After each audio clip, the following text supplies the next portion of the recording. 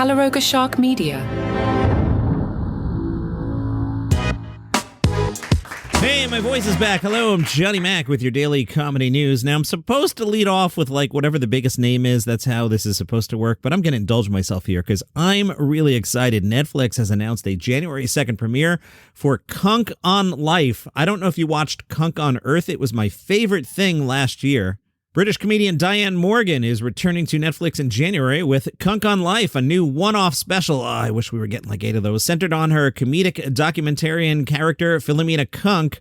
The special sees Kunk return with her most ambitious quest to date, venturing right up to the universe and everything to examine life itself. The tagline, "What's the point of it all?" is a question humans have been asking themselves since the dawn of time, but as we cling to our dying planet, working around the clock while we're slowly being replaced by machines, now that's funny, now more than ever, people are desperately looking to make sense of their lives before someone invents a computer that makes sense of it for them. Seriously, if you haven't watched Kunk on Life, it's on Netflix. It is hilarious, and there's a recurring bit that just gets funnier and funnier and funnier. I loved Kunk on Earth.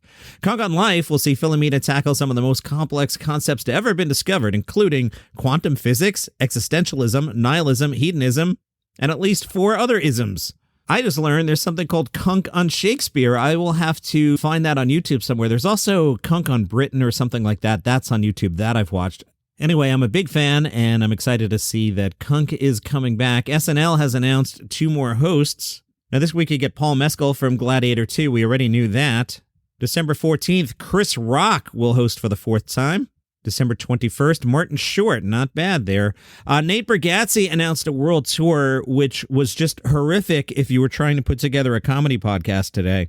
Were you to use Google and type in the word comedy or comedian, you were bombed by every headline being Nate Bargatze to play the whatever arena. It was very hard to get rid of all the Nate stuff today and find things to talk about. Jeez. Nate's pretty busy. He's got his Lorne Michaels-produced CBS Christmas special on December 19th. Your friend Nate Bargatze is coming out on Netflix December 24th. Did we know that date there? I feel like that's news to me. Interesting. He's also working on a film called The Breadwinner, and he's got that book coming out next year. The tour is 66 dates, including stops in North America, Europe, and the Middle East. The tour opens in Oslo. Now, I'm going to check here. I've got a little document here. If I knew this, I would have placed it in the December 24th folder. No, I don't have it there. Interesting. Is that news? I guess this has been out there from October 9th. All right, I'm forgetful sometimes. Anyway, your friend Nate Bargatze, Christmas Eve.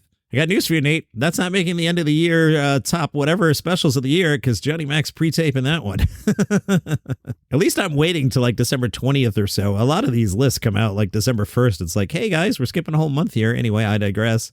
Joe Rogan, he's making a lot of headlines lately. He weighed in on this whole Jamie Foxx conspiracy thing. Did Jamie Foxx accuse Diddy of poisoning Jamie, causing Jamie's health scare? Jamie apparently says this in his Netflix special, which is out next week. People at the taping think Jamie was joking. Joe Rogan on his podcast said, Jamie Foxx just recently said P. Diddy poisoned him, and that's why he got that stroke. And Rogan backpedaled. It's possible. It's totally possible, but it's also possible he was explaining why he went to the hospital and hasn't talked about it since. We won't know until we see the actual Jamie Foxx Netflix special. That's right, Joe Rogan.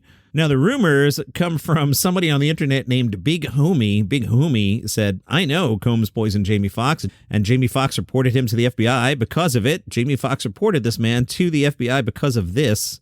Another source, videographer Choke No Joke, also made a similar claim during an interview on Comedy Hype. Choke No Joke said, y'all can determine was he joking or not when you see the show, because to me, I'm a new comedian, right? I know when somebody's setting up a punchline, and I know when you're serious. My personal take? I would assume Mr. Fox was joking. I mean, if you were going to accuse Diddy of such things, would a comedy special be the place where you would do this? Would you not, come out and say it? So I think everybody is getting a little carried away here, but we'll find out next Tuesday.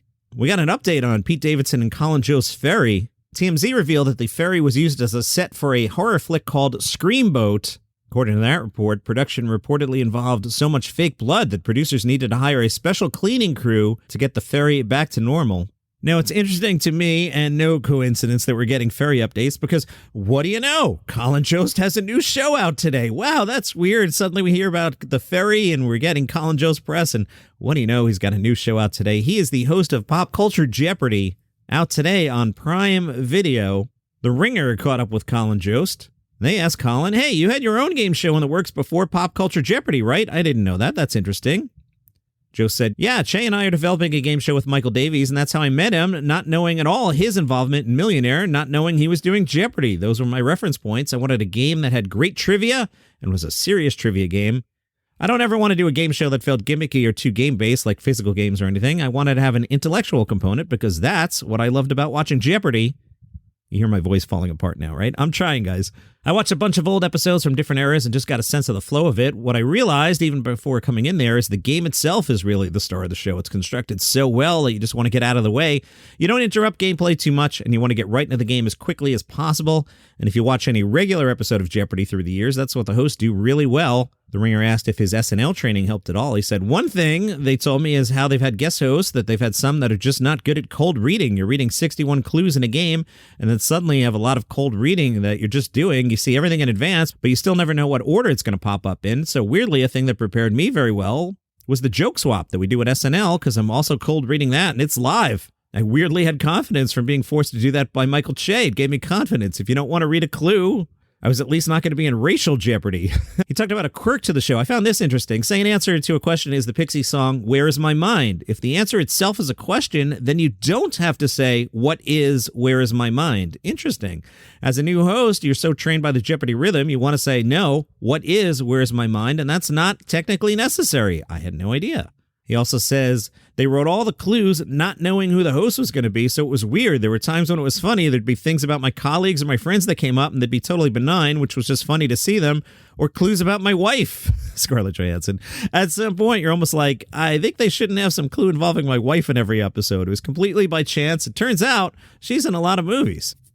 Let me take a sip of my iced coffee here to keep the voice going. One way to support the show is you can go to buymeacoffee.com/dailycomedynews. There are a couple bucks in the tip jar. I will go to the National Donuts chain and get a large iced coffee. I'm back on the butter pecan, even though I know it causes kidney stones, but I've been a little carameled out lately. Also, it's trivia night, so I'll be at the brewery. I can take your money and buy Glenn half a beer. I had to skip trivia last week because I wasn't feeling well. So I'm looking forward to returning there tonight. We've been on a little stretch of finishing in second place. Got to keep that going. We're never actually going to win. There's this one team that, let's see, how do I put this? Jamie Foxx joked in his special that they cheat. There's no way this one team knows the answers every week. There's just no way. So yeah, if you watch Jamie Foxx's special next week, he talks about this one team that's at trivia every week and how they cheat. But, I think he's kidding. Moving on, Jimmy Fallon has a new special out today. It is Jimmy Fallon's Holiday Seasoning Spectacular. On the show, let's see, we got JB Smoove, the Jonas Brothers, Timberlake, LL, and Weird Al. It's on NBC at 10 o'clock. It'll be on Peacock tomorrow. Real New Yorkers hate the Christmas tree lighting because it's a traffic nightmare. On Gossip Corner, page 6 tells us Tiffany Haddish commemorated the 1-year anniversary of her DUI by joking about it. She was at the Laugh Factory. She told the crowd, I'm so happy to see all of y'all. I'm not in jail tonight, and I will not be tomorrow, I promise you. But I mean, if you're going to go to jail, Beverly Hills is the place to be. There's nothing like the Beverly Hills Police Station. It's nice, okay? You may recall last Thanksgiving, Tiffany performed at the Laugh Factory just hours before being arrested for the DUI. DUI is no joke, but I do understand how comedy works, and it's a year later and making a joke about it. I understand it. Many things can be true at once. First, don't drive under the influence. And two, when bad things happen in your life, you can make jokes about them. I get it. Late Night reacted to the pardoning of Hunter Biden. Jon Stewart said, and I think John nailed it here, Biden's an 82-year-old man. He doesn't want to spend the rest of his life visiting his son in prison. Stewart continued, hypocrisy isn't illegal, nor is it particularly unusual in politics. It's not like he's ever going to run again, so why not take care of your kid? Even if you said you weren't going to. I respect it. I don't have a problem with it. The problem is the rest of the Democrats made Biden's pledge to not pardon Hunter the foundation of their defense of America. Jimmy Kimmel said, Biden did say he wasn't going to pardon Hunter, but to be fair, there's a very good chance he doesn't remember saying that. Kimmel again. Now, I'm not a presidential historian, but I believe this is the first time a U.S. president has pardoned both his son and a turkey in the same week. Jimmy Fallon said, Democrats are divided. Some of them are upset, while others are Hunter Biden. And Jimmy Carr got involved with a controversy. He posted, I'm in Macedonia, the homeland of Alexander the Great, who, fun fact, has the same middle name as Winnie the Pooh. Think about it. That post led to heated comments. Carr did not engage with any of them. Then when Carr got to Serbia, he posted the same joke. It is unclear if he wanted to extend the controversy or he was trying to address historical inaccuracies. And that is your comedy news for today. If you like the program, tell a friend about it. They might like it too. If you would like this thing without commercial interruption, if you're on Apple Podcasts, click that banner there. Take the 30-day free trial. Why wouldn't you?